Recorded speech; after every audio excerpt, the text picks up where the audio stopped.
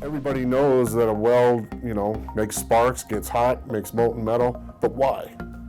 Once you understand that and how the shielding gases work, and he drove that home, to me personally, I understand exactly what's going on in every process now. I mean, between learning it and then going in the lab, by the time you actually get done with an entire day, you can run a bead and you can know what's right and what's wrong on both ends of the spectrum.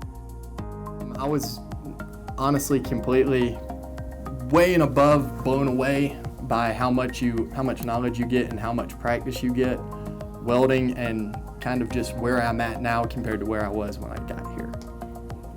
Don't be on the fence. Take it. You're going to learn so much and have so much fun.